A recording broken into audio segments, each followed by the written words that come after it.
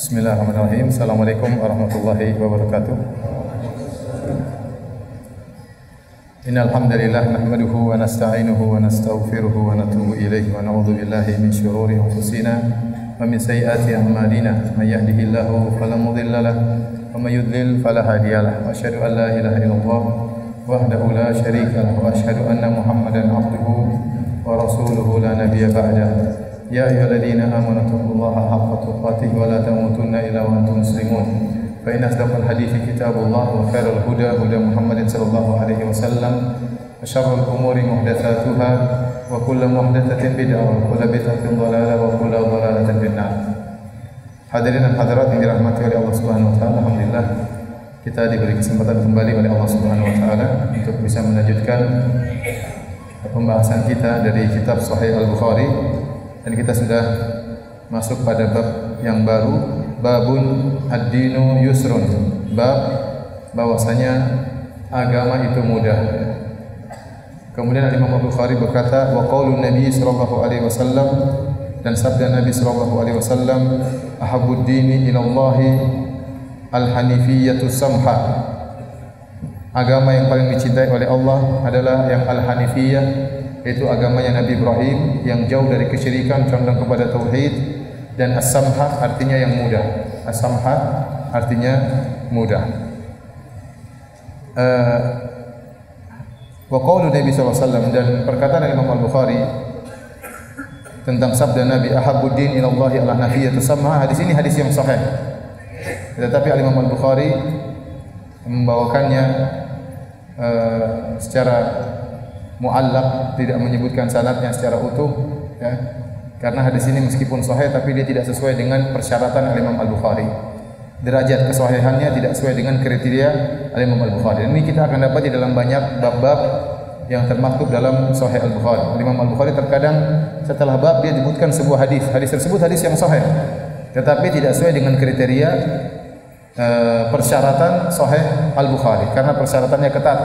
Sehingga meskipun hadisnya sahih, karena tidak sesuai dengan kriteria Imam Bukhari, maka tidak dibawakan dalam sanad yang utuh, tapi dia dibawakan secara muallaq, yaitu hadis cuma dipotong, tidak disebutkan sanadnya secara utuh, hanya disebutkan hadisnya saja. Kemudian beliau berkata, qala haddatsana Abdus Salam bin Mutahhar qala haddatsana Umar bin Ali an Ma'an bin Muhammad Al-Ghifari an Sa'id bin Abi Sa'id Al-Maqburi an Abi Hurairah radhiyallahu taala anhu an Nabi sallallahu alaihi wasallam qala. Dari Abu Hurairah dari Nabi sallallahu alaihi wasallam beliau berkata, innad dina yusrun, sungguhnya agama ini adalah mudah. Walan yushadad dina illa ghalabah, dan tidak ada orang yang melawan agama atau mempersulit agama kecuali dia akan dikalahkan oleh agama, dia akan terdominasi. Fasaddidu wa qaribu, maka berusaha tepatlah dalam beragama.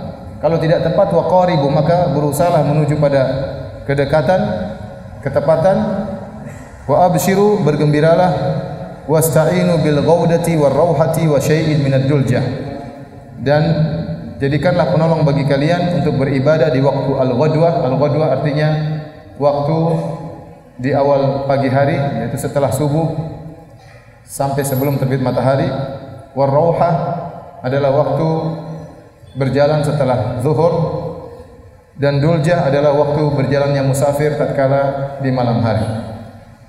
Baik, apa maksud hadis ini? Hadis ini menjelaskan bahwasanya agama adalah mudah, ya. Dan terlalu banyak dalil yang menunjukkan agama itu mudah. Agama ini mudah tapi tidak dimudah-mudahkan. Agama ini mudah tapi tidak dimudah-mudahkan. Agama ini fleksibel tapi tidak digampang-gampangkan. Di antara dalil yang menunjukkan agama itu mudah, seperti firman Allah Subhanahu wa taala, yuridullahu bikumul yusra wa la yuridu bikumul usra, dalam surat Al-Baqarah ayat 185. Allah menghendaki kemudahan bagi kalian dan Allah tidak menghendaki kesulitan bagi kalian. Demikian juga Allah berfirman, wa ma ja'ala 'alaikum fid dini min haraj millata abikum Ibrahim, dan Allah tidak menjadikan untuk kalian dalam agama kesempitan. Itulah agamanya Nabi Ibrahim alaihissalam. Demikian juga dalam hadis-hadis Nabi sallallahu alaihi wasallam. Contoh Rasulullah SAW bersabda, "Innallaha yuhibbu an tu'ta rukhasuhu kama yuhibbu an tutrak ma'siyatuh." Sungguhnya Allah itu suka jika rukhsah keringanan yang Allah beri dikerjakan.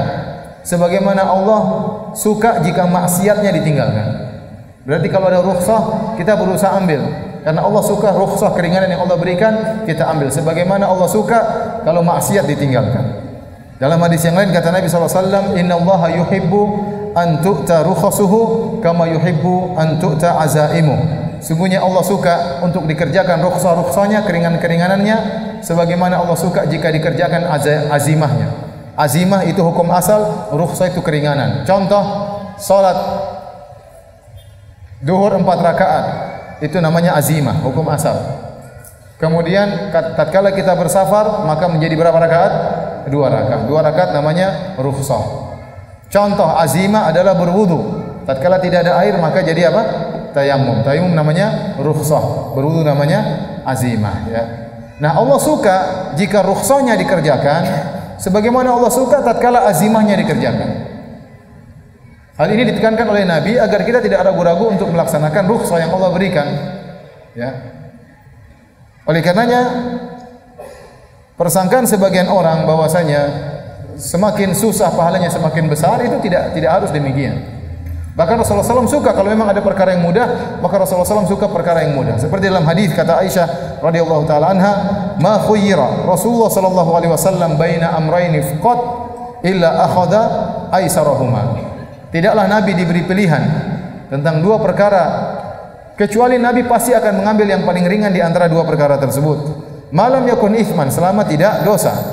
Fa in kana ithman, kalau ternyata itu dosa, kana ab'adan nasi minhu, maka Nabi sangat jauh dari perkara tersebut. Oleh karenanya kalau ada 2 pilihan yang mudah, Rasulullah SAW pasti milih yang mudah. Karena Rasulullah SAW tidak ingin merepotkan umatnya. Makanya ibadah disebut dengan taklif. Taklif itu pembebanan. Namanya kita beribadah pembebanan, ya. Maka kalau ada keringanan kita terima. Hadiah dari Allah Subhanahu wa taala keringanan tersebut. Allah suka kalau kita terima keringanan tersebut.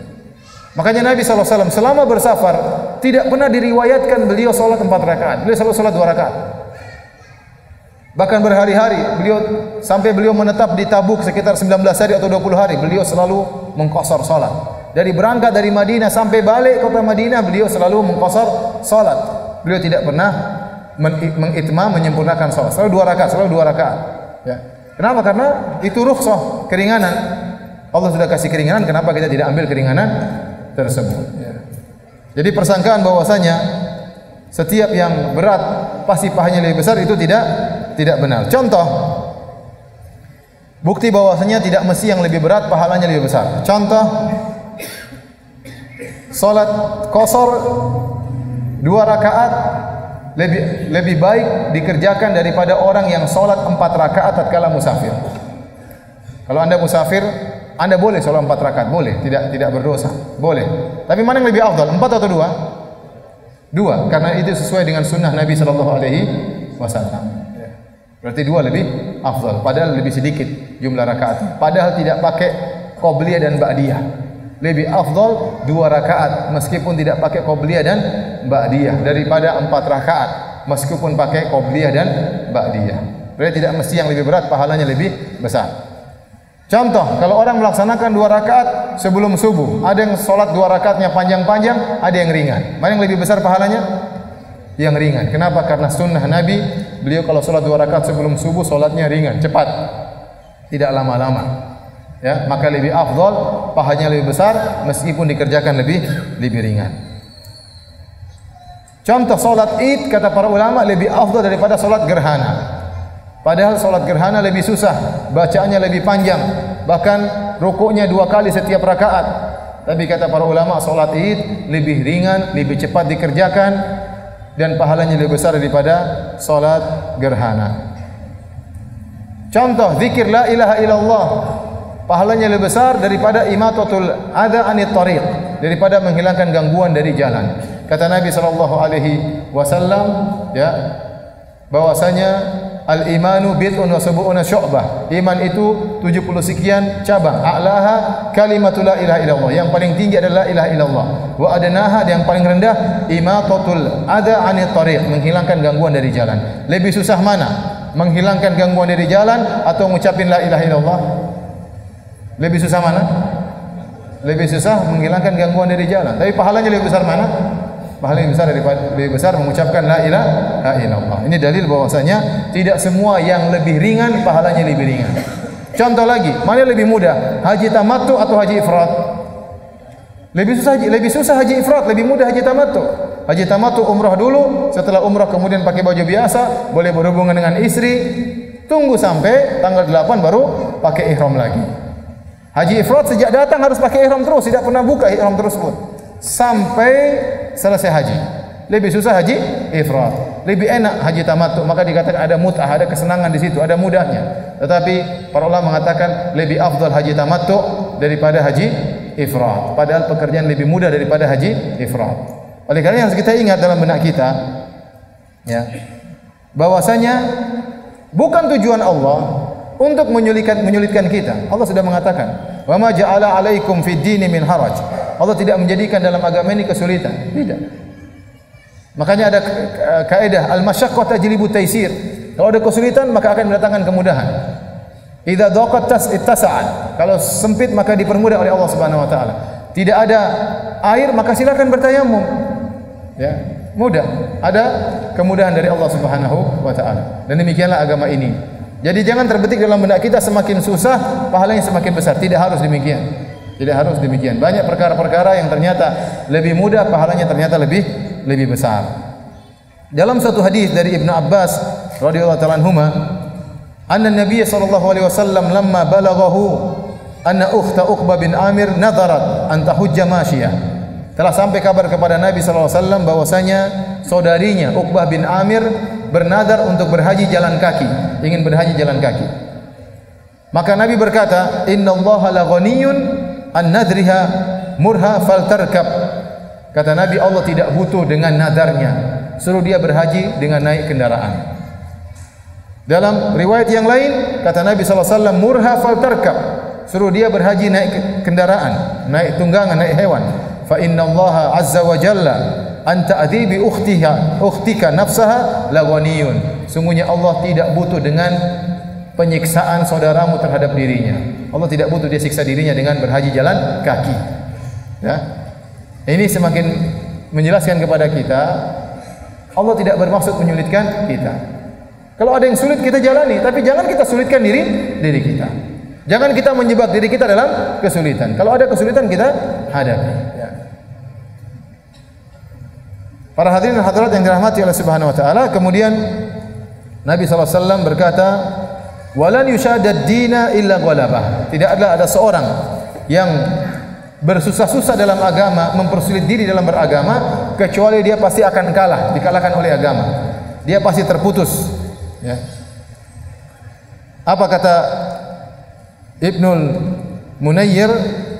Dia mengatakan, wa fi hadzal hadits alamun min alamin nubuwah. Dalam hadis ini terdapat mukjizat Nabi sallallahu alaihi wasallam. Faqad ra'aina wa ra'an nasu qablana anna kulla mutanatti'in fid dini yanqati'. Sungguh kami telah melihat dan orang-orang sebelum kami juga telah melihat, setiap orang yang berlebih-lebihan suatu saat dia pasti terputus. Dia pasti terputus. Terlalu ekstrim, terlalu berlebih-lebihan. Terlalu kencang ya. Oleh karenanya dalam beragama jangan berlebih-lebihan. Ikut aturan. Namun jangan salah paham. Bukan berarti orang yang ingin menuju pada kesempurnaan dikatakan berlebih-lebihan. Bukan itu maksudnya. Seorang ingin sempurna agamanya, ya, dikatakan fanatik, ya. Kalau sesuai dengan sunnah, maka orang yang bermudah-mudahan akan dikatakan orang ini fanatik. Tapi kacamata untuk melihat berlebih-lebihan atau tidak adalah kacamata syariat, bukan kacamata orang. Kalau orang tidak solat, dia akan mengatakan kamu solat 5 waktu terlalu berlebih-lebihan. Kacamata dia demikian. Kalau orang tidak suka ke masjid, dia bilang kamu kok 5 waktu ke masjid berlebih-lebihan. Kita bilang kacamata untuk memandang suatu berlebih-lebihan atau tidak bukan kacamatamu atau kacamata saya, tidak, tetapi kacamata syariat. Kapan keluar dari sunnah maka itu namanya berlebih-lebihan. Itu namanya berlebih-lebihan. Al-Imam Ibnu Hajar rahimahullahu taala menjelaskan di antara bentuk berlebih-lebihan, berusaha untuk menyulitkan diri dalam masalah agama. Contohnya beliau mengatakan adalah sikap beribadah berlebih-lebihan yang akhirnya mengantarkan kepada kebosanan. Ya. Tiap hari maunya 5 juz, padahal imannya belum sampai demikian. Ada orang yang imannya tinggi, ya, sehingga dia 5 juz sehari kurang. Ada yang 7 juz sehari dia baca Quran. Ya. Ada seorang imam di Masjid Nabawi, waktu dia datang ke Universitas Islam Madinah, kita kagum dengan hafalannya, maka teman-teman bertanya, Syekh, Anda sehari baca Quran berapa juz? Kata dia 7 juz. Bagi dia mudah. Bagi kita tiap hari 7 juz mungkin mampus ya. Kalau orang imannya belum kuat kemudian dia langsung pingin satu hari 7 juz, pasti dia suatu saat berhenti, tidak kuat. Itu namanya memaksakan diri berlebih-lebihan, padahal Allah tidak minta kamu baca satu hari 7 juz, ya. Kemudian akhirnya akan kamu terjatuh pada kebosanan. Sama seorang ya baru ngaji, imannya belum kuat, kemudian dia nekat menyumbangkan setengah hartanya misalnya. Istrinya ngomel-ngomel tidak dia pedulikan, setengah harta kemudian dia berikan untuk Masjid Asra misalnya. Misalnya dia kasih. Nanti setelah itu ekonominya susah, akhirnya dia menyesal. Tapi kalau iman sudah kuat, Nabi tidak larang. Ada sebagian sahabat ingin berinfak dengan setengah hartanya, Nabi tegur, kata Nabi jangan. Sepertiga, baru Nabi mengatakan sepertiga, tidak apa-apa. Tapi ada sahabat yang berinfak setengah hartanya, Nabi biarkan. Contohnya Umar bin Khattab, berinfak dengan setengah hartanya, Rasulullah biarkan. Abu Bakar radhiyallahu anhu berinfak dengan seluruh hartanya, Rasulullah SAW biarkan, tidak jadi masalah. Kenapa? Rasulullah SAW tahu iman mereka. Mereka sudah mencapai derajat yang tinggi. Jadi maksud saya, seorang pelan-pelan ya, pelan-pelan, jangan berlebih-lebihan, belum sampai pada kadarnya berlebih-lebihan, akhirnya dia sampai pada kebosanan, tidak kuat menjalankan agama tersebut.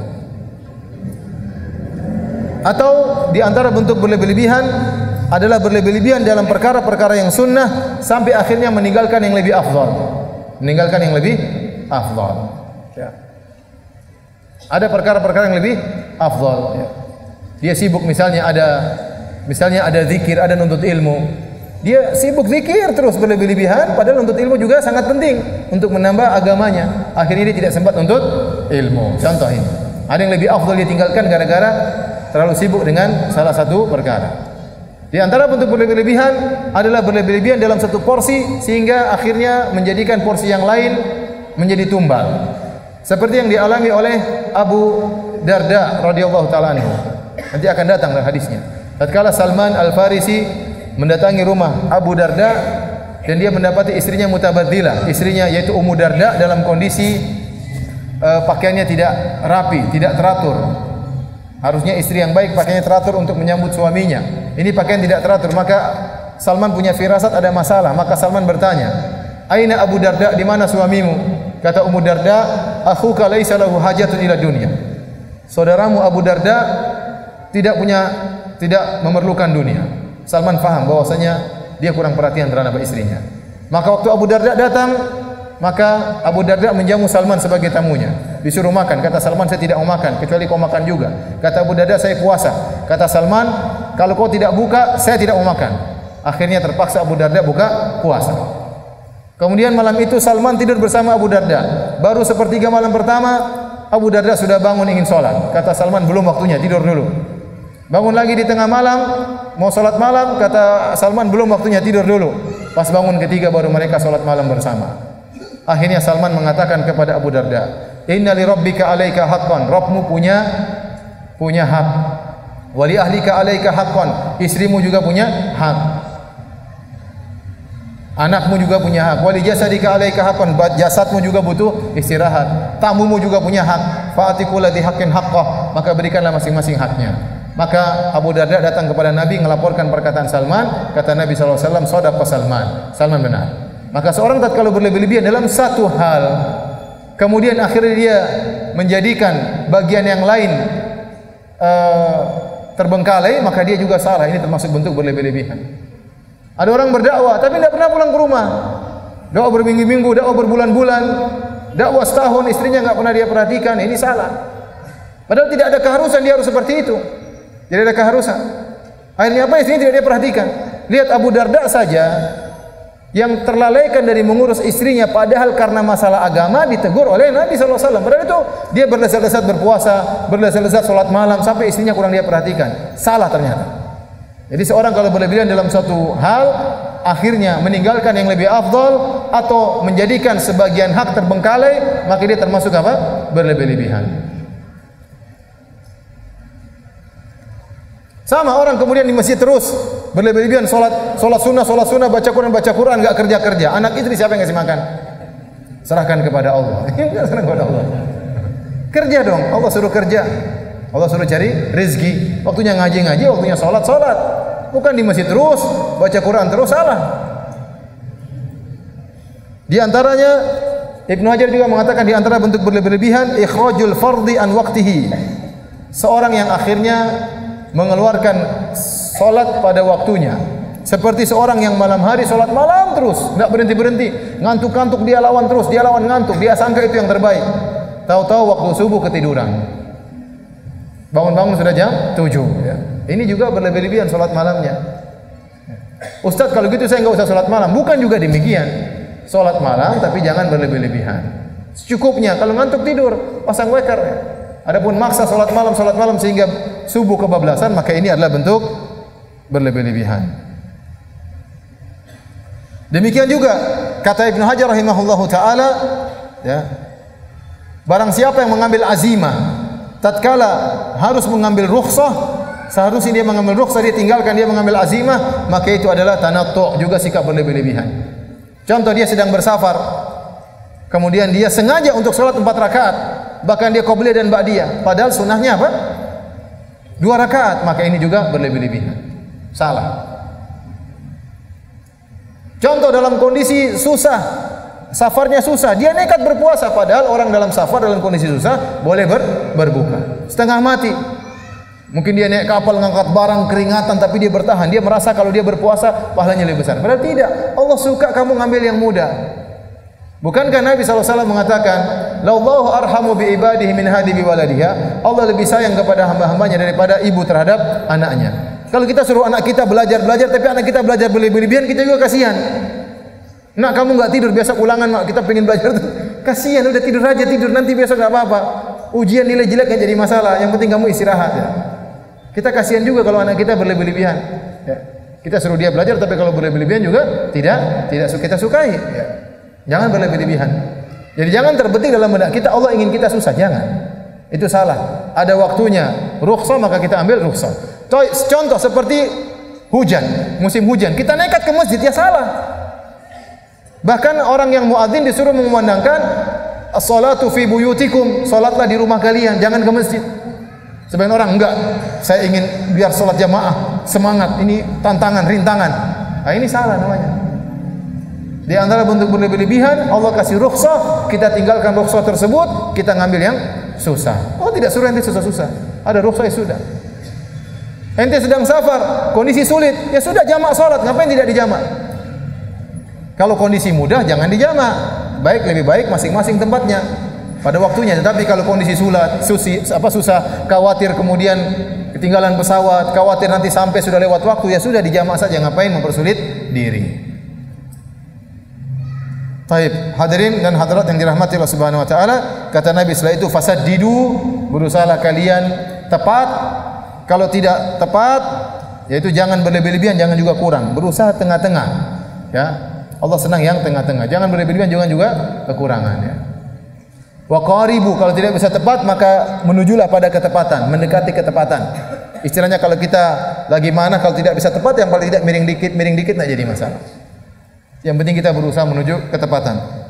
Wa abshiru, dan bergembiralah dengan pahala, ya, yang Allah berikan kepada kalian kalau kalian terus berkesinambungan melaksanakan amalan soleh.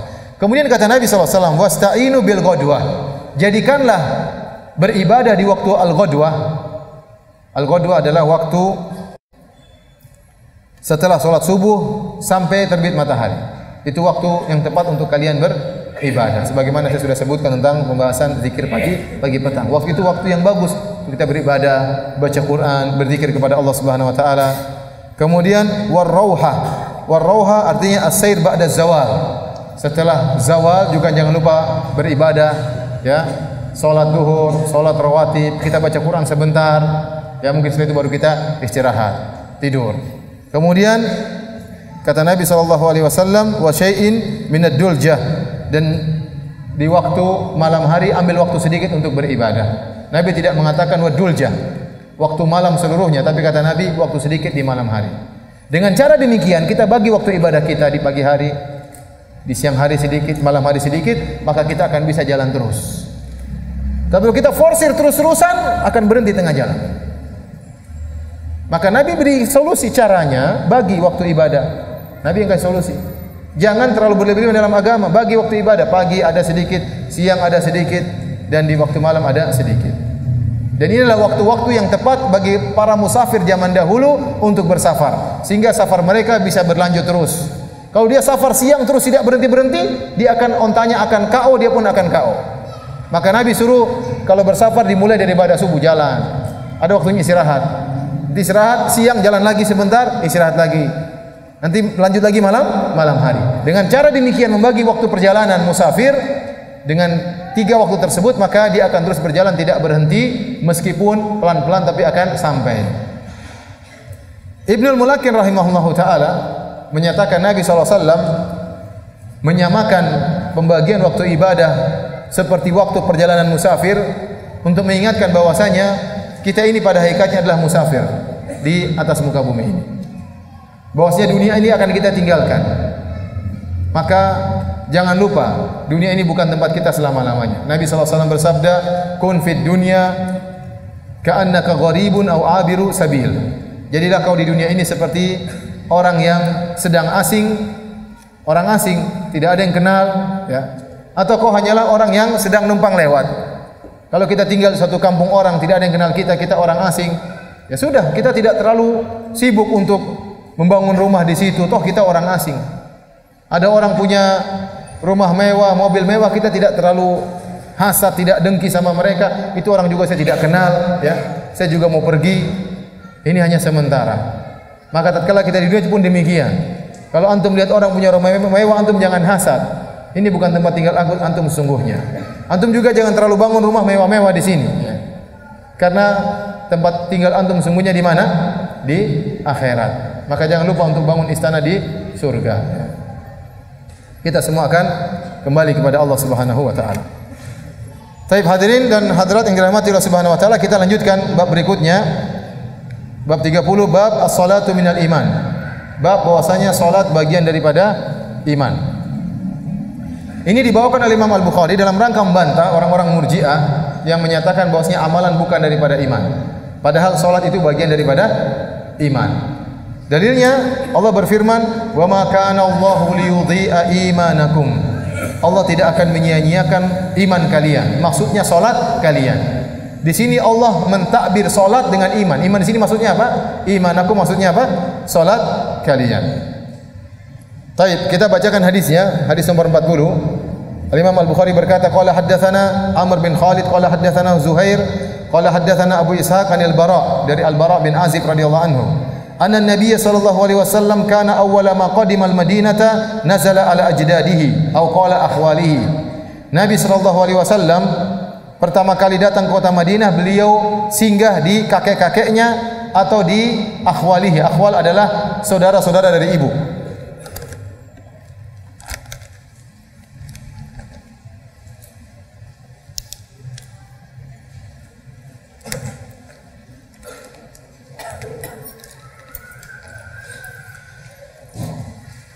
Jadi seorang anak, ya, anak dia dari ayah dan ibunya, ya, ayah,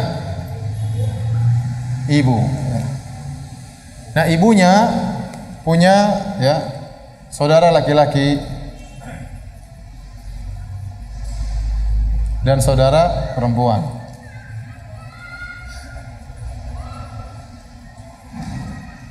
Ayahnya punya juga demikian, punya saudara laki-laki, ada juga saudara perempuan.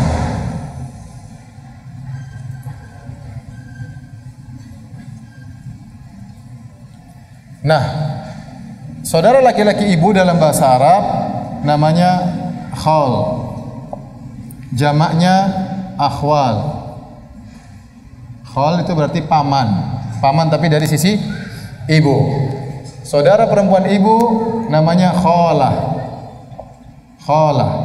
jamaknya khalat. Ini bibi.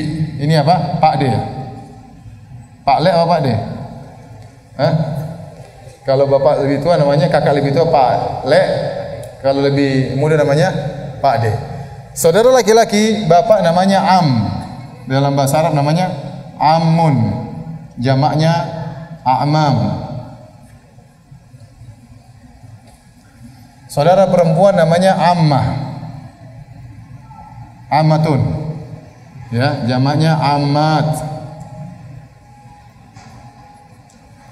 Nah, disebutkan dalam hadis tersebut, Rasulullah SAW pertama kali turun ke Madinah, singgah di Madinah, beliau singgah di akhwalihi. Berarti dari saudara apa? Ibunya, akhwal, paman-paman dari saudara ibunya, dari akhwalnya.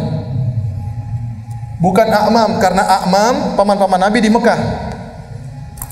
Taib, akhwal dari mana? Ternyata Nabi itu kan siapa? Nabi sallallahu alaihi wasallam bin siapa? Abdullah bin Abdul Muttalib. Kemudian bin Hashim bin Abdi Manaf bin Qusay bin Kilab. Ini silsilah Nabi sallallahu alaihi wasallam. Nah, Abdul Muttalib ini sebenarnya namanya Syaibah. Syaibah artinya uban. Kenapa waktu dia lahir ada uban di kepalanya? Lahir ada bukan uban, ada warna putih di kepalanya. Maka dipanggil dengan apa? Syaibah. Syaibah ini anaknya siapa? Anaknya Hashim. Hashim punya saudara namanya Al-Muttalib. Suatu hari Hashim ini dia pergi ke negeri Syam, ya, karena kita tahu penduduk kota Mekah berdagang ke negeri Syam. Ini semua tinggal di mana? Tinggal di Mekah. Ini Mekah ya.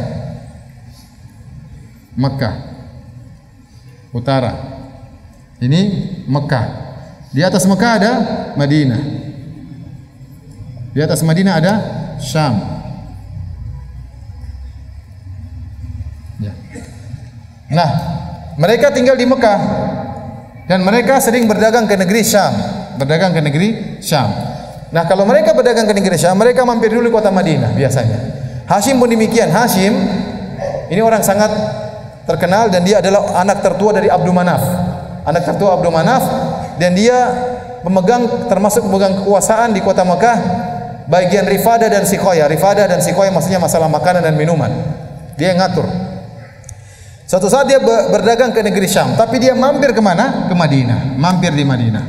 Waktu mampir di Madinah, dia Hashim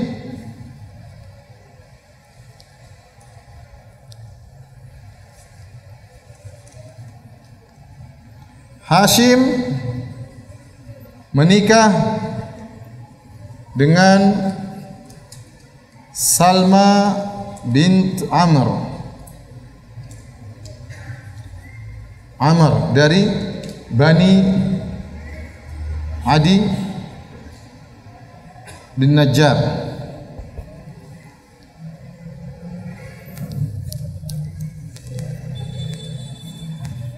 Salma siapa?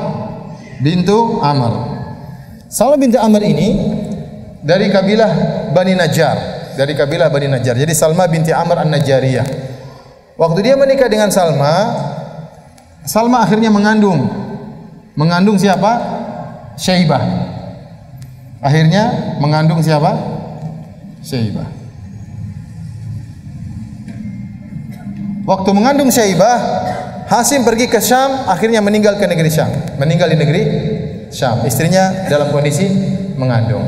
Akhirnya Syaibah lahir, bapaknya enggak ada, meninggal di negeri Syam. Ketahuan setelah Syaibah berumur sekitar 8 tahun, pamannya Al-Muttalib, ini pamannya. Ini kan pamannya, benar enggak? Syaibah kan Abdul Muttalib. Bapaknya Hashim, pamannya siapa? Al-Muttalib. Al-Muttalib dengar dia punya ponakan di Madinah. Maka dia pun pergi dia selama ini enggak tahu. Kirain kakaknya Hashim sudah meninggal, enggak punya anak. Ternyata punya anak namanya Syaibah. Maka pergilah Muttalib pergi ke Madinah cari Syaibah. Kemudian dia rayu ibunya Salma untuk menyerahkan Syaibah pulang ke kota Mekah. Ibunya tidak mau kasih. Kata Hashim, kata Al-Muttalib, nanti Syaibah akan mewarisi tahta ayahnya, akan menjadi orang hebat. Makanya Salma mengizinkan Syaibah untuk pulang. Akhirnya pulanglah Syaibah ke Mekah. Umur 8 tahun. Waktu dia masuk Mekah, dia dibonceng oleh Muttalib, pamannya. Orang-orang menyangka Syaibah adalah budaknya Muttalib, maka dipanggil Abdul Muttalib. Abdul artinya apa? Hamba.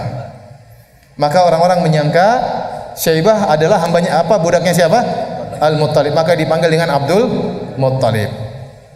Nah, dari sini kita tahu bahwasanya ya, ternyata Hashim ini punya istri dari kota Madinah, dari Bani Najjar.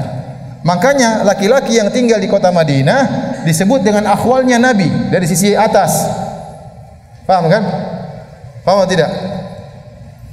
Nabi bin Abdullah bin Abdul Muttalib. Nah, Abdul Muttalib ini bapaknya Hashim, ibunya siapa? Wanita kota Madinah kan?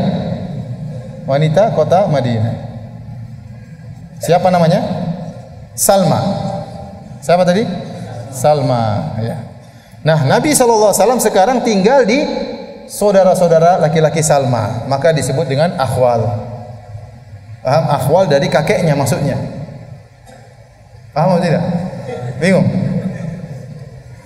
Ini baru bani-bani sedikit, belum cabang-cabang banyak. Saya juga susah.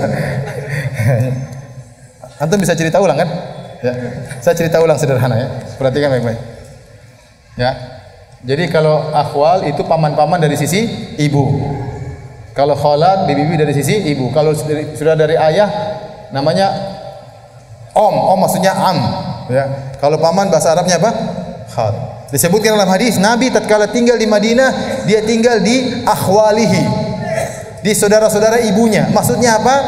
Saudara-saudara ibu dari kakeknya Abdul Muttalib. Karena kakeknya Abdul Muttalib ini ibunya orang Madinah. Bapaknya Hashim orang Mekah, ibunya dari mana?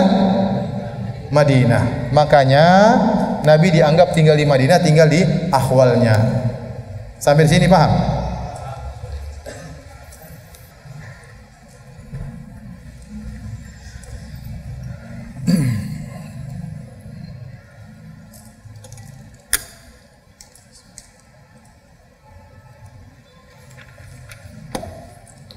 Kita lanjutkan. Wa annahu shalla qibala Baitul Maqdis 16 syahran atau 17 syahran. Begitu Nabi sampai di kota Madinah, Nabi salat karena sudah diwajibkan untuk salat sejak Nabi di Mekah.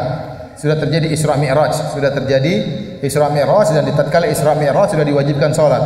Maka Nabi dan para sahabatnya salat di Madinah selama 16 bulan atau 17 bulan menghadap Baitul Maqdis. Menghadap Masjidil Aqsa. Wa kana yujibuhu an takuna qiblatuhu qibalal bait. Padahal Nabi suka kalau seandainya kiblatnya mengarah ke Masjidil Haram, Ka'bah. Tapi waktu itu kiblat masih di mana? Di Masjidil Aqsa, di Baitul Maqdis. Wa annahu shalla awwala salatin shallaha al-asra wa shalla ma'ahu qaumun. Dan pertama kali Nabi salat lengkap dari awal sampai akhir menghadap ke Ka'bah adalah salat asar. Nanti akan kita jelaskan itu di Masjid Nabawi. Wa shalla ma'ahu qaumun, dan sebagian orang salat bersama Nabi. Fa kharaja rajulun mimman shalla ma'ahu fa marra ala ali masjidin wa hum raqiun. Waktu Nabi sudah berubah kiblat, Nabi salat menghadap Ka'bah, Nabi salat bersama sebagian sahabat-sahabatnya. Akhirnya di antara makmum tadi ada yang pergi ke masjid lain. Mungkin salat maghrib atau salat subuh atau salat isya. Dia pergi ke masjid lain, tahu-tahu dia melihat orang-orang di masjid sedang ruku.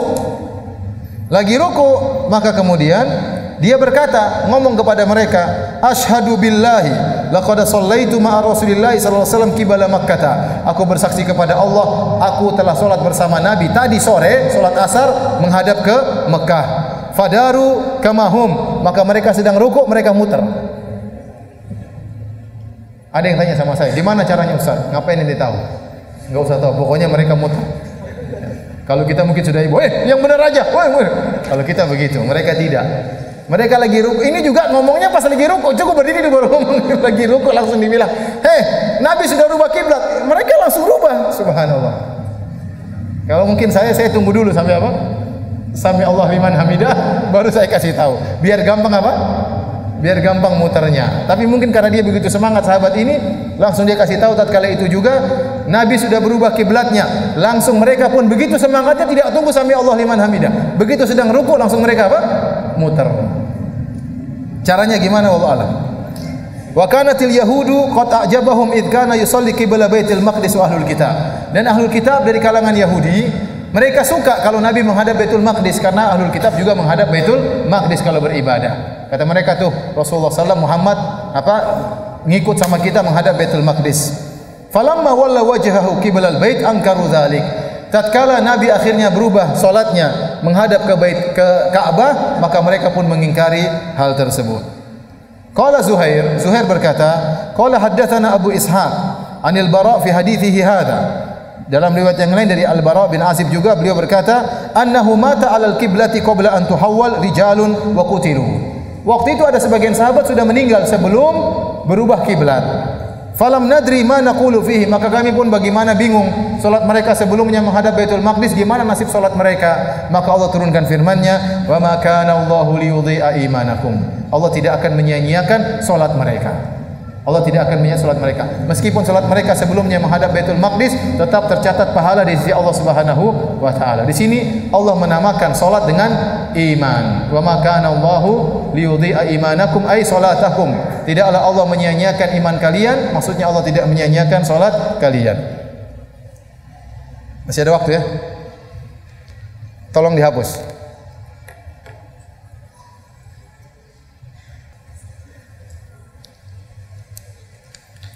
Ikhwani fillah wa akhwati fiddin azani Allah wa iyyakum. Jadi Nabi waktu di Mekah, jadi kan Mekah. Kemudian Madinah, kemudian Syam. Di Syam ada Baitul Maqdis.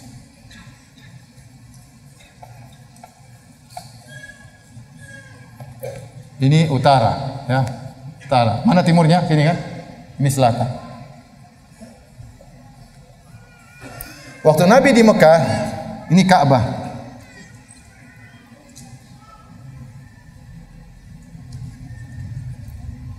Disebutkan Nabi sejak di Mekah salat sudah menghadap Baitul Maqdis. Tapi bagi Nabi tidak masalah karena Nabi salatnya menghadap sini. Dia menghadap Ka'bah sekaligus menghadap Baitul Maqdis. Jadi bagi Nabi tidak masalah, yang penting Nabi suka menghadap ke Ka'bah. Jadi Nabi sering sholatnya di sini, menghadap Ka'bah plus sekaligus menghadap Baitul Maqdis. Namun tatkala Nabi pindah di Madinah, enggak bisa demikian. Cuma pilihan ke sana atau ke sini.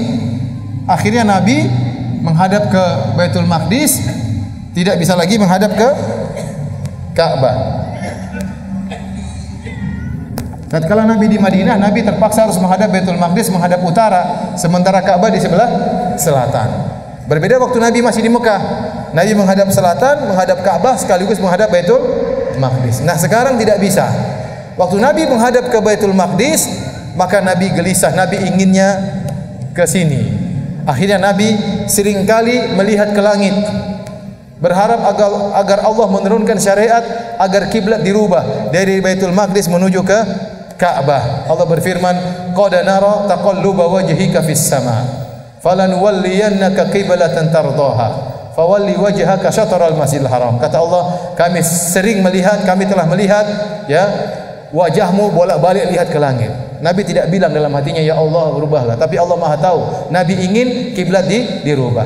Maka kata Allah Subhanahu wa taala, falanuwalliyannaka qiblatan tardaha, maka kami akan rubah kiblat kepada kiblat yang kau kehendaki.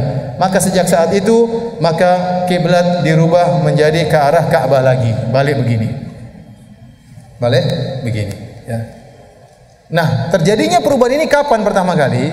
Ibnu Hajar rahimahullah menyebutkan terjadi perubahan ini tatkala Nabi salat di tempatnya Bani Salimah. Tatkala salat zuhur, Nabi SAW sedang menyenguk, ada yang melayat seorang sahabat yang meninggal dunia. maka Nabi pergi kemudian mampir di masjid Bani Salimah yang sekarang dikenal dengan Masjid Al-Qiblatain. Masjid Al-Qiblatain. Di situ Nabi salat duhur 2 rakaat, kemudian terjadi perubahan kiblat. Rakaat ketiga dan keempat Rasulullah SAW menghadap ke Ka'bah. Jadi rakaat pertama, rakaat kedua menghadap ke utara, rakaat ketiga dan keempat menghadap ke mana? Ke selatan. Sehingga dikenal dengan Masjid Al-Qiblatain. Tapi jangan salah sangka, sebagian orang menyangka ini Masjid Qiblatain, dia masuk situ, dia menghadap selatan, salat lagi menghadap utara. Enggak. Itu sudah mansuh. Sekarang hanya salat di menghadap selatan, menghadap ke Ka'bah. Dan masjid-masjid yang ada tatkala itu semuanya Masjid Qiblatain. Semuanya pernah salat 2 kiblat. Contohnya Masjid Nabawi sudah ada tatkala itu, Masjid Kuba juga sudah ada tatkala itu. Semuanya masjid-masjid itu pernah salat di 2 kiblat. Tetapi terjadi peristiwanya perubahan kiblat ini, kata Ibnu Hajar, tatkala Nabi sedang salat di masjid namanya Masjid Bani Salimah, yaitu Masjid Al-Qiblatain yang sekarang dengan Masjid Al-Qiblatain. Waktu habis ya? Ya. Sampai sini nanti kita lanjutkan habis ini.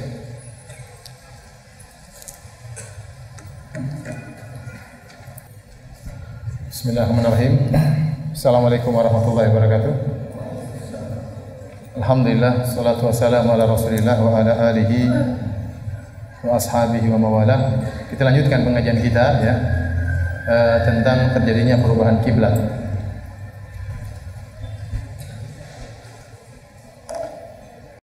Ikhwani fillah wa akhwati fiddin, azanillahu wa iyyakum. Para ulama ada yang berpendapat bahwasanya kiblat seluruh nabi adalah Ka'bah. Yang jelas-jelas kiblatnya adalah Ka'bah, adalah Nabi Ibrahim alaihissalam. Yang bangun Ka'bah siapa? Nabi Ibrahim.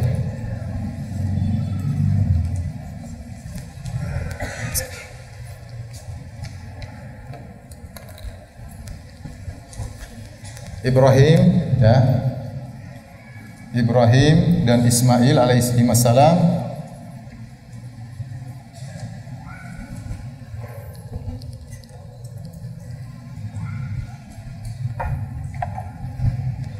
yang membangun Ka'bah.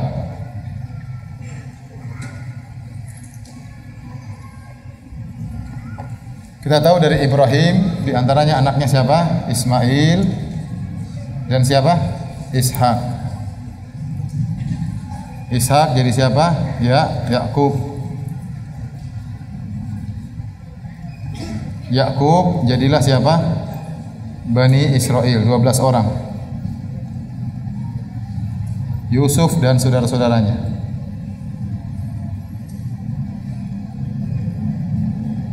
Ini yang disebut dengan Bani Israel.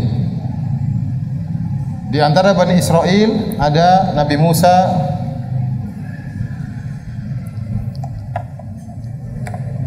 ya. Ada Nabi Musa, nanti ada yang keturunannya Nabi siapa? Nabi Isa.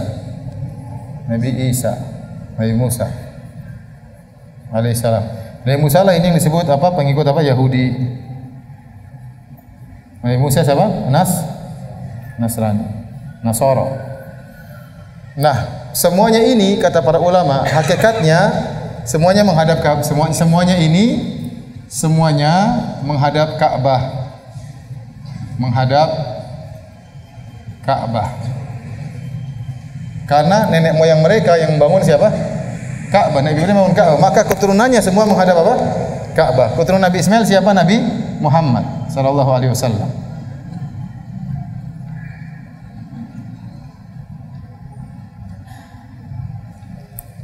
Jadi baik Musa 1 atau Isa 2 atau Muhammad 3, ketiga-tiganya menghadap apa? Ka'bah. Seharusnya demikian. Nabi Musa menghadap Ka'bah, Nabi Isa menghadap Ka'bah, Nabi Muhammad menghadap Ka'bah. Tetapi kata para ulama, di zaman Nabi Musa terjadi penyimpangan. Mereka melakukan bid'ah, akhirnya mereka menghadap Baitul Maqdis. Mereka menghadap Baitul Maqdis. Setelah Nabi Isa meninggal dunia, pengikut Nabi Isa belakangan juga melakukan penyimpangan. Maka mereka menghadap ke timur. Baitul Maqdis di mana? Di utara. Baitul Maqdis di utara. Jadi terjadi penyimpangan, akhirnya menghadap apa? Menghadap Baitul Maqdis. Itu sebelah mana? Utara. Adapun kaum Nasrani akhirnya mengalami penyimpangan, mereka menghadap ke timur.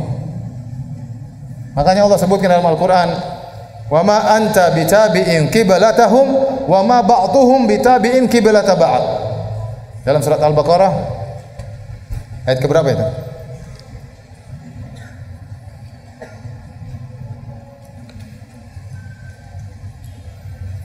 Kata Allah Subhanahu wa taala, ya.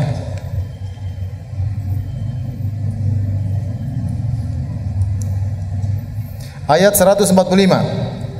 Wa ma anta bitabi'in qiblatahum wa ma ba'dhum bitabi'in qiblata ba'd. Engkau tidak mengikuti kiblat mereka dan mereka pun tidak saling mengikuti kiblat di antara mereka. Artinya apa? Rasulullah SAW tidak mengikuti kiblat mereka dan mereka pun di antara mereka tidak saling mengikuti kiblat mereka. Nasrani tidak mengikuti kiblat Yahudi, Yahudi tidak mengikuti kiblat apa? Nasrani. Ini menunjukkan terjadi penyimpangan. Yahudi menghadap ke utara, Nasrani menghadap timur. Maka Allah menyuruh Nabi untuk menghadap ke kiblat aslinya. Kemana? Ke Ka'bah. Adapun mereka tetap menyimpang, ya, tetap menyimpang. Ya. Kalau Nasoro sekarang menghadap mana saya nggak tahu. Mungkin tidak menghadap mana-mana, menghadap pendeta. Ya. Ya tergantung patung salibnya taruh di mana. Utara timur, hadap timur, utara utara, selatan selatan. Tapi dahulu mereka sempat menghadap ke timur, Yahudi tetap menghadap ke utara. Maka semuanya dikembalikan menghadap mana? Menghadap Ka'bah. Nah, inti daripada hadis yang kita bahas, tatkala selama 17 bulan atau 16 bulan Nabi masih menghadap Baitul Maqdis, di zaman tersebut ada sebagian sahabat yang meninggal dunia. Akhirnya para sahabat yang lain memikirkan mereka yang sudah meninggal. Ya Rasulullah, bagaimana yang sudah meninggal ini? Mereka dulu tidak sempat menghadap Ka'bah. Mereka dulu solatnya semua menghadap Baitul Maqdis. Bagaimana solat mereka? Maka Allah turunkan firman-Nya, "Wa ma kana Allahu liyudhi'a imanakum." Allah tidak akan menyia-nyiakan iman mereka. Yaitu Allah tidak akan menyia-nyiakan solat mereka. Di sini Nabi menamakan, Allah menamakan solat dengan iman. Dan ini dalil bahwasanya solat adalah bagian daripada iman. Karena Allah menamakan solat dengan iman. Tatkala solat bagian dari iman, berarti solat adalah amal jawarih, dia termasuk iman. Ini membantah orang-orang Murji'ah yang mengatakan amal bukan bagian dari iman. Itu intinya itu. Inti hadis tersebut dibawakan Imam Bukhari untuk bantahan terhadap Murji'ah.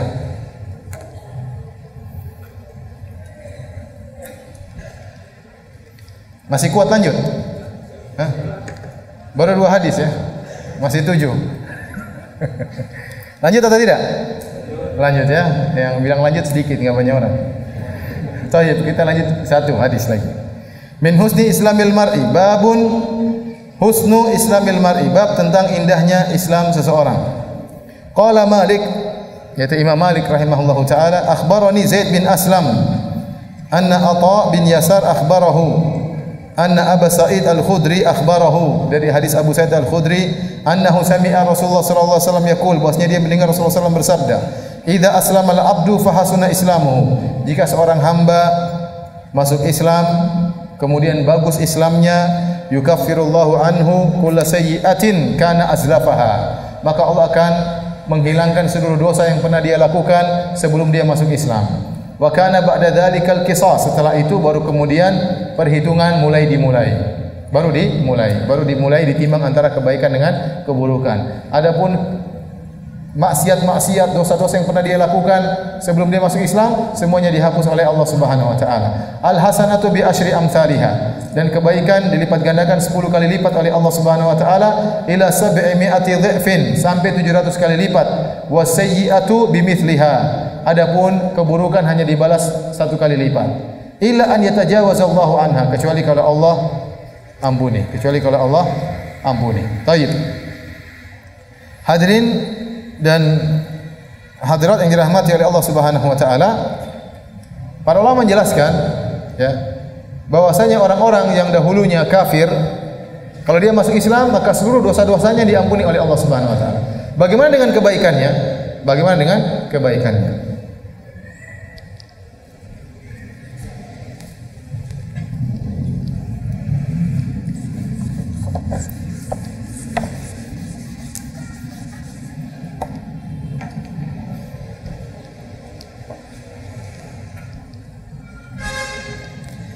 Jadi ini ada orang kafir di zaman jahiliyah atau sebelum Islam, itu dia kafir ya. Orang kafir sebelum Islam, sebelum masuk Islam, dia melakukan dosa-dosa dan kejahatan, dan dia juga melakukan kebaikan-kebaikan. Kebaikan-kebaikan tersebut ada juga dibagi dua ya. Ketaatan-ketaatan atau kebaikan secara umum, kebaikan selain, maksudnya bukan mohon maaf. Dia melakukan ibadah dan dia selain itu dia melakukan kebaikan dan ketaatan. Ibadah contohnya seperti apa? Dia juga mungkin puasa. Mungkin juga apa? Iktikaf. Mungkin dia juga berdoa. Mungkin dia juga haji. Mungkin dia juga apa? Umrah. Kebaikan contohnya seperti dia apa? Silaturahmi. Memberi makan kepada fakir miskin. Pada miskin. Terus apa lagi? Apa? Membebaskan budak.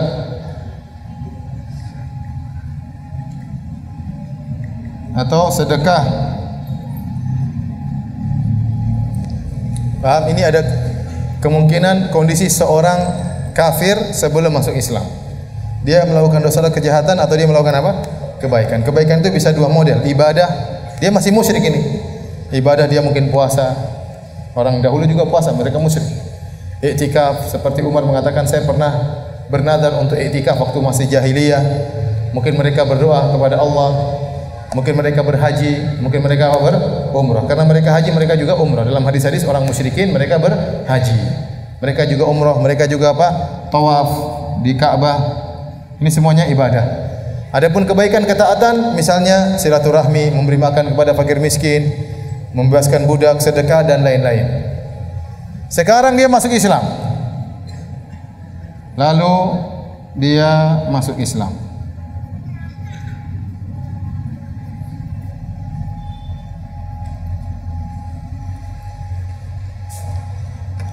Kata Nabi SAW dalam hadis tersebut, maka Allah akan menghapus seluruh apa? Akan dihapus.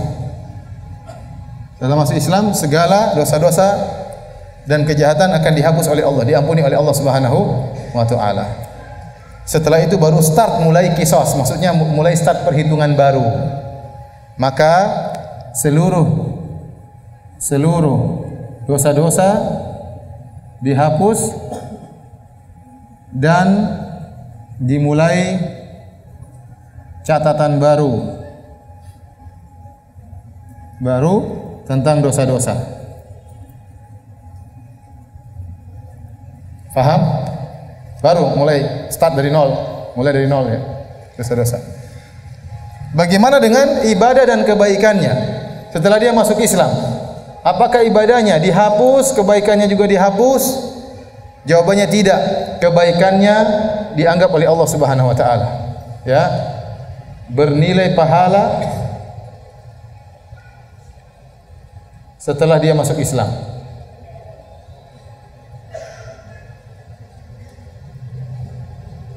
Dalilnya banyak.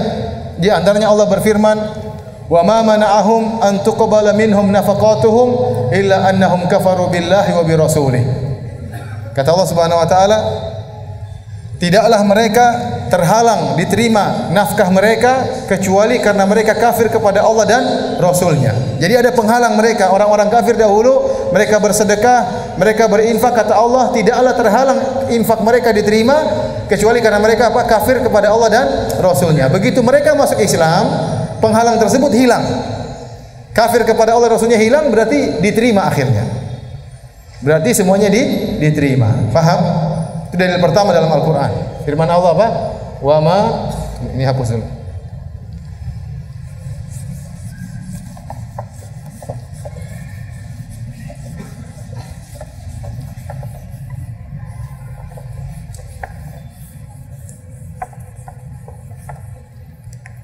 Saya masih ingat waktu saya kuliah di UGM ya.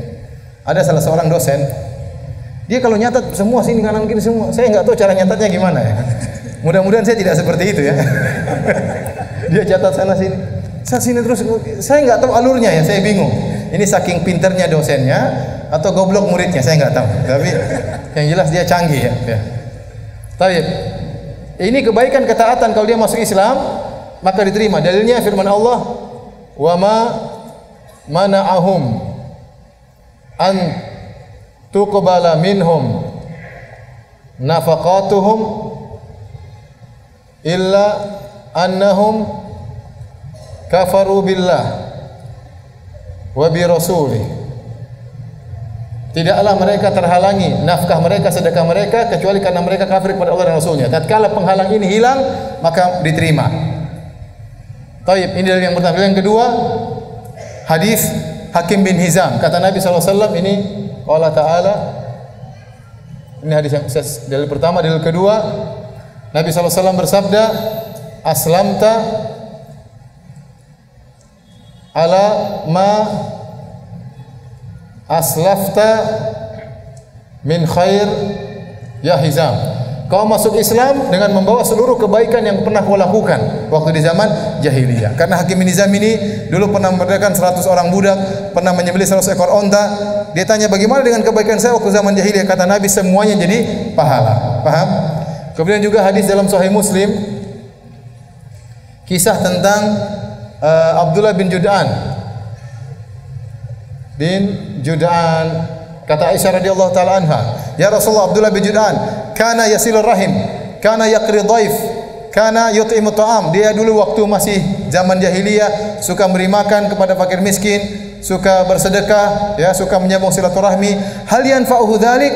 Apakah bermanfaat? Kata Nabi, la, tidak bermanfaat. Lam yaqul yauman qad rabbighfirli khati'ati. Dia tidak pernah berkata, ya Allah ampuni dosa-dosaku. Dalilnya apa? Seandainya dia berkata, ya Allah ampuni dosa-dosaku, berarti diterima atau tidak? Diterima. Aisyah bertanya, ya Rasulullah, dia dulu begini, nyambung silaturahmi, beri makan kepada fakir miskin. Apakah bermanfaat? Kata Nabi, tidak. Kenapa? Kata Nabi, karena dia tidak pernah masuk Islam dan tidak pernah mengatakan, ya Allah ampuni dosa-dosaku. Berarti dalilnya, kalau dia masuk Islam, diterima atau tidak? Diterima. Hadisnya juga tentang hadis Herakl, surat kepada Heraklius. Herakl. Nabi berkata kepada Heraklius, aslim taslam. Aslim taslam yu'tikallah ajrain. Dalam Sahih Bukhari di awal hadis kata Nabi, masuk Islamlah kau akan selamat, niscaya Allah akan berikan kepada engkau 2 pahala. Pahala waktu Nasrani dan pahala tatkala masuk Islam. Berarti kalau orang kafir manapun, mau Hindu, mau Buddha, mau Yahudi, Nasrani, kalau mereka masuk Islam, seluruh kebaikan mereka diterima oleh Allah Subhanahu wa taala. Adapun maksiatnya mulai dari nol. Paham? Itu di antara yang membuat mereka biar termotivasi masuk Islam. Ini di antara kebaikan Allah Subhanahu wa taala. Kenapa bisa begini, Ustaz? Itu karunia Allah. Allah begitu aturannya. Nah, pertanyaannya bagaimana dengan ini? Ibadah-ibadah mereka apakah berubah jadi kebaikan?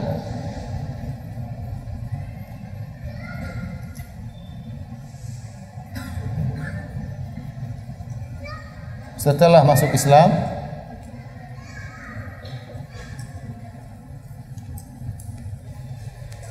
Paham? Paham tidak? Kan kita bagi kebaikan ada 2, ada ibadah, ada ketaatan. Kalau ini jelas, silaturahmi, memberi makan fakir miskin, budak. Nah, kalau mereka waktu zaman jahiliyah puasa, i'tikaf, haji, umrah, apakah jadi pahala? Wallahu a'lam bishawab. Sebenarnya mengatakan tidak. Karena ini ibadah bukan kepada Allah Subhanahu wa taala, ya. Ini ibadah dalam apa? Kesyirikan. Asalnya memang tidak diterima. Tidak diterima. Yang diterima kebaikan-kebaikan apa? Mereka. Paham sampai di sini?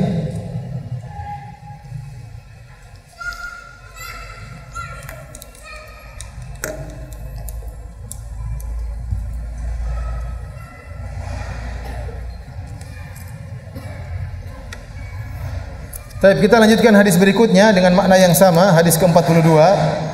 Imam Bukhari berkata, qala haddatsana Ishaq bin Mansur, qala haddatsana Abdul Razzaq, qala akhbarana Ma'mar an Hammam an Abi Hurairah qala qala Rasulullah sallallahu alaihi wasallam, dari Abu Hurairah Rasulullah sallallahu bersabda, "Idza ahsana ahadukum islamahu," jika salah seorang dari kalian membaguskan Islamnya, fa kullu hasanatin ya'maluha tuktabu lahu bi asyri amsalha ila 700 dhifin, maka setiap kebaikan yang dia lakukan akan dicatat 10 kali lipat, minimal 10 kali lipat. Kemudian lipat gandakan menjadi 700 kali lipat. Wa kullu sayyi'atin ya'maluha tuktabu lahu bimithliha. Adapun keburukan yang dia kerjakan maka dicatat satu saja. Ini di antara kebaikan Allah Subhanahu wa taala. Ternyata dalam menghitung malaikat menghitung kebaikan dan keburukan ternyata ada perbedaan. Kalau kesalahan dicatat cuma satu, kalau kebaikan minimal 10 kali lipat sampai 700 kali lipat, dalam riwayat yang lain ila adhafin katsirah, sampai ke lipat-lipat yang Allah kehendaki, terserah berapa kali lipat. Tapi minimal berapa kali lipat? 10 kali lipat. Bisa sampai 700 kali lipat. Berarti ada sampai 100, ada 200, terserah Allah Subhanahu wa taala. Bahkan dalam sebagian amalan Allah bisa lipat gandakan lebih dari 700 kali. Oleh karenanya, kalau seandainya ada seorang hamba Allah masuk neraka, itu sudah sangat parah. Kenapa? Karena perhitungannya sudah tidak sama, tidak satu-satu hitungannya. Dia melakukan kemaksiatan 1, melakukan kebaikan hitung 10. Bisa sampai 700. Berarti supaya sama dia melakukan maksiat 700 kali baru bisa sama dengan satu kebaikan. Nah, kalau sampai ini cara hitung Allah tatkala di akhirat Allah timbang caranya demikian. Kalau sampai seorang masuk neraka berarti sudah sangat parah, berarti keburukannya sangat banyak. Paham maksud saya? Di antara kebaikan Allah Subhanahu wa taala ternyata dalam menghitung kebaikan dan keburukan tidak dihitung sama persis, tapi kebaikan minimal 10 kali lipat sampai 700 atau lebih daripada itu. Adapun keburukan cuma 1 kali lipat. Baik. Demikian saja para hadirin dan hadirat yang dirahmati Allah Subhanahu wa taala, kajian kita pada kesempatan kali ini ya.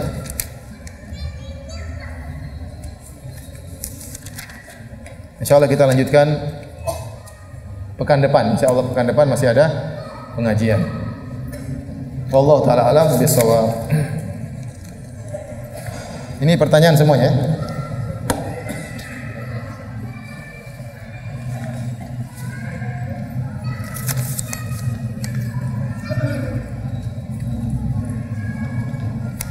Mengenai safar, apakah seorang mahasiswa yang keluar daerah dan menetap di daerah lain selama 4 tahun bahkan lebih, apakah salatnya safar atau mukim? Kalau 4 tahun sudah mukim. Jadi begini, masalah safar, tatkala kita kembali kepada definisi safar menurut syariat, ternyata kita tidak dapati Nabi memberi batasan. Safar harus sekian hari, tidak ada batasan. Tidak ada kejelasan dari Nabi sallallahu alaihi wasallam. Dan aturannya jika tidak ada kejelasan dari syariat, maka kembali kepada urf dan tradisi. Tradisi masyarakat, bukan tradisi masing-masing, tapi penilaian masyarakat. Kapan masyarakat menilai itu safar, maka itu safar. Kapan masyarakat menilai itu bukan safar, maka itu bukan safar. Sebagai contoh, kalau seorang berangkat dari Jakarta Utara menuju Bekasi, apakah menurut masyarakat dikatakan safar?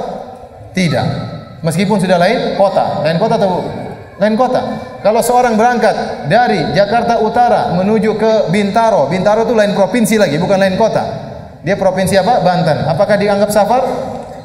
Saya rasa tidak ada yang menganggap safar. Tapi kalau seorang pergi dari Jakarta, dari Bogor menuju Bandung, orang sudah bilang apa? Safar. Masyarakat menganggap itu sebagai safar. Paham? Maka tidak boleh kita berangkat misalnya dari Jakarta kemudian pergi ke Bintaro, kita bilang saya sedang safar. Siapa yang bilang safar? Menurut saya safar. Urf itu bukan menurut kamu, tapi menurut apa? Masyarakat. Penilaian masyarakat secara umum. Itu tidak dianggap safar. Tidak semua perpindahan dari satu kota ke kota yang lain disebut safar. Contoh, dari kota legenda ke kota wisata, itu bukan safar. Paham? Jadi tidak semua perpindahan dari satu kota ke kota lain dianggap safar. Ada perbatasan. Selamat datang, selamat meninggalkan. Selamat jalan. Ini jaraknya 10 meter. Begitu pindah pelang sudah safar, bukan safar. Beda kalau kita pergi saya pernah pergi di Oman. Di sana orang-orang Ibadiyah mereka punya keyakinan Kalau 11 km sudah safar. Jadi setiap 11 km mereka sudah anggap diri mereka apa? Musafir. Jadi setiap masjid pasti ada jamak. Pasti ada jamak karena mereka menganggap apa? Safar. Sehingga mereka sampai membuat tanda 4. Jadi lagi maghrib atau lagi isya, lagi duhur atau lagi asar. Karena setiap hari, setiap sholat pasti ada orang jamak. Karena 11 kilo kan dekat, apalagi naik mobil sebentar 5 menit, 10 menit, 11 kilo sudah musafir. Sehingga mereka sangat mudah safar. Kita tidak. Kalau kita ya, jumhur ulama berpendapat 80 kilo baru dikatakan musafir. Sebagian ulama mengatakan bukan 80 kilo, ditinjau dari urf masyarakat. Ini pendapat lebih kuat. Kalau menurut masyarakat itu adalah safar, maka itu safar. Kalau bukan, maka bukan. Taib. Sekarang taruhlah kita pergi ke Bandung, kita musafir, sepakat. Ternyata kita di Bandung tinggal sampai 1 tahun. Apakah dikatakan musafir? Saya rasa masyarakat tidak mengatakan kita musafir. Oh, dia tinggal di situ. Beda misalnya kalau saya berhaji 40 hari ke Mekah dan Madinah. Madinah mungkin 8 hari, ke Mekah 30 hari. Tetap orang mengatakan saya musafir. Karena saya modelnya model musafir. Saya tidak punya tempat tinggal. Saya tinggal di hotel. Saya tidak bawa tidak bawa kompor, tidak bawa macam-macam. Ya, makannya terbatas. Model saya bukan model orang yang menetap. Maka meskipun tinggal di Madinah selama 30 hari tetap dikatakan apa? Musafir. Beda saya mahasiswa. Waktu saya mahasiswa, saya tinggal di Madinah, saya punya surat izin tinggal, saya punya rumah di sana, apartemen ya, disewakan oleh pemerintah Arab Saudi, oleh sekolah. Kemudian saya punya istri saya taruh situ ya. Anak-anak juga saya taruh situ. Kemudian ada kompor. Ya, ini namanya saya mukim. Paham? Meskipun setiap liburan saya pulang ke tanah air. Tapi status saya di Madinah bukan musafir, tapi apa? Mukim. Nah, kalau antum kuliah 4 tahun, yang bilang ente musafir siapa? 4 tahun itu bukan musafir lagi kan? Ya, itu sudah berubah status menjadi apa? Mukim. Berbeda kalau Anda misalnya sekolah di Bandung. Ini Jakarta, setiap seminggu pulang, ya Anda musafir terus di Bandung. Benar, seminggu itu masih hitungan apa? Musafir. Sabtu Minggu pulang lagi. Senin berangkat lagi ke Bandung sampai 5 hari. Anda musafir. Baik lagi 2 hari karena rumah di mana? Di Jakarta misalnya. Maka itu bisa dikatakan apa? Musafir. Tapi kalau sana kemudian sudah punya kos-kosan, menetap 4 bulan, 5 bulan, ya itu bukan lagi musafir. Wallahu alam bisawab.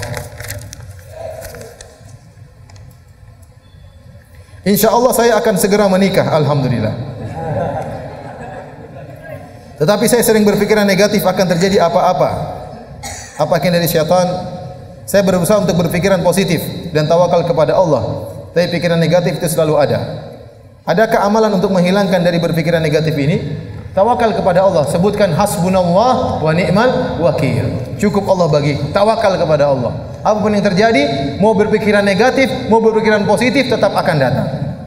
Paham? Daripada ente berpikiran negatif akhirnya datang, mending berpikiran positif, datang hadapi. Paham? Kalau sejak sekarang sudah berpikiran negatif, sejak sekarang sudah pusing padahal belum bertempur. Mending ente santai saja, Anda santai saja, nanti saatnya bertempur ya, bertempur. Tawakal kepada Allah. Kenapa Anda harus berpikiran negatif? Semua orang juga begitu seperti Anda. Antum tahu waktu saya menikah saya punya modal apa? Saya enggak punya modal. Saya nikah mahar cuma 114.000 atau 140.000. Itu pun 70.000 saya utang. Coba. Nekat bismillah, alhamdulillah. Alhamdulillah enggak ada masalah. Sekarang punya anak 5, alhamdulillah. Istri 1, alhamdulillah. Adapun nekat kedua belum mampu.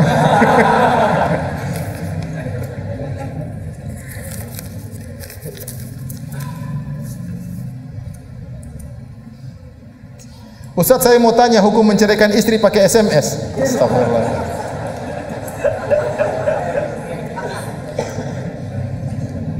Dan bagaimana cara meninggalkan musik? Soalnya saya suka dangdut koplo. Dangdut koplo tuh yang mana? Saya nggak tahu dangdut koplo ya. Akhi, jangan bicara-bicara cerai, itu perkara yang sangat menyakitkan. Menceraikan seorang, nasihati dulu, cerai itu terakhir. Cerai itu apa? Terakhir. Jangan dulu bicara cerai, datangi orang tuanya. Kalau tidak bisa diskusi, datang ke ustaz. Kalau tidak bisa, antara orang tua besan-besan saling berbicara gimana caranya agar bisa kembali. Jadi cerai itu terakhir. Cerai itu apa? Terakhir. Kalau memang harus menceraikan, maka kalau kita kirim SMS kepada dia, kamu saya cerai, jatuh cerai tersebut. Adapun cara menghilangkan kesukaan kepada dangdut ya. Ya udah jangan sering dengar dangdut ya. Suka, tetap aja kita suka, tapi kita harus lawan. Kalau menghilangkan rasa suka mungkin susah. Karena kita suka untuk dengar sama, kita suka lihat cewek cantik, tapi tidak boleh lihat cewek cantik. Lihat istri aja, yang lain nggak boleh ya. Tapi kalau di depan kita ada cewek cantik ya pasti kita suka. Karena kita laki-laki ya. Sama kalau kita dengar lantunan musik yang mengenakan, kita terbawa juga. Tapi kita harus menghindar. Harus menghindar. Bukan berarti kalau kita suka kita pasrah untuk dengar lagu dangdut tersebut ya. Tidak boleh.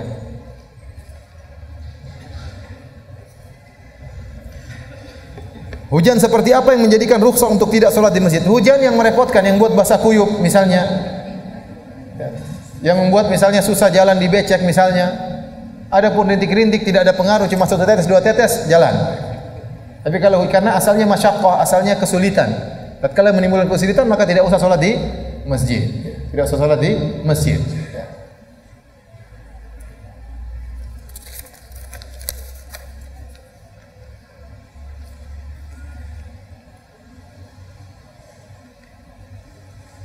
Ketika kita melakukan safar keluar kota dan sudah sampai tempat tujuan, tapi kita hanya menetap 1 hari, apakah selama kita menetap boleh melakukan qasar salat? Iya, selama kita menetap kita masih musafir sampai kita pulang ke rumah. Ya. Jadi kalau antum ingin safar keluar kota, misalnya antum pergi ke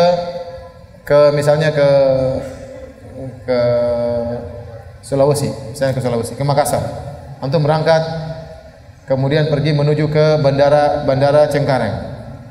Kalau antum sudah di Bandara Cengkareng, ya, antum sudah bisa mulai rukhsah safar, bisa mulai tarakhus. Ternyata di Cengkareng antum dapati sholat duhur, antum boleh langsung sholat duhur dan asar kosong dan jamak, karena antum sudah masuk dalam safar. Karena tujuan antum bukan Cengkareng, tapi tujuannya kemana? Makassar, paham? Kemudian antum berjalan, dalam perjalanan antum musafir sampai di Makassar. Antum tinggal 4 hari, 5 hari, 6 hari, 7 hari, antum masih musafir. Terus antum pulang. Masih terus boleh qasar dan jamak sampai tiba di rumah baru kembali lagi normal. Paham? Seperti begitu caranya.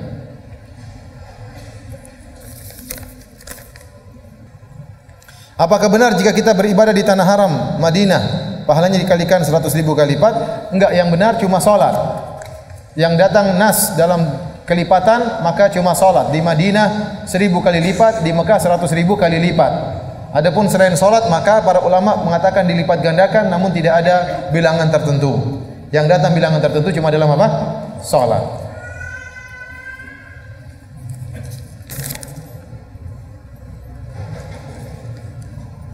Apabila kita bersafar misal dari Jakarta ke Bandung dan kebetulan kita nginap di hotel yang tidak jauh dari masjid, maka manakah yang lebih utama? Kita ambil rukhsah atau mengqasar salat atau kita ikut salat jamaah di masjid?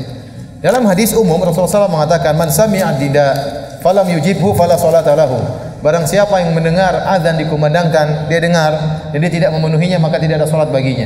Sebagian ulama berpendapat bahwasanya datang ke masjid berlaku wajib bagi orang yang mukim maupun yang musafir. Akan tapi kewajiban bagi musafir tidak seketat orang yang mukim. Karena asalnya orang musafir diberi kemudahan. Misalnya dia hotel dekat masjid tapi dia letih, ya tidak usah ke masjid, tidak apa-apa. Misalnya dia lagi bersafar, kemudian dia lagi belanja, lagi jualan, dia dengar masjid, tidak mesti harus ke masjid. Karena dia posisinya apa? Sedang musafir. Kewajibannya tidak seperti orang yang sedang mukim. Tapi seandainya dia musafir kemudian tinggal dekat hotel, hari pertama dia letih, hari kedua letih, hari ketiga sudah segar, enggak ada urusan. Dengan azannya ke masjid. Kalau enggak ada urusan ke masjid wajib. Tapi kalau ada urusan tidak apa-apa, tidak usah ke masjid. Karena memang kita sedang diberi keringanan oleh Allah Subhanahu wa taala. Saya ulangi, orang musafir juga wajib ke masjid tapi kewajibannya tidak seketat orang yang sedang apa? Mukim. Ustaz, saya berencana ingin menjadi ojek online. Tapi apakah boleh kalau dulu bikin SIM-nya nembak? Bagaimana cara bertobatnya? Bertobatnya istighfar kepada Allah Subhanahu wa taala. Kalau Anda memang sudah jago naik motor atau naik mobil, sudah tidak usah bikin SIM lagi. Tidak apa-apa, SIM yang itu lanjutin aja. Tapi beristighfar kepada Allah Subhanahu wa taala. Tidak usah bikin SIM baru. Nanti nyogok lagi masalahnya.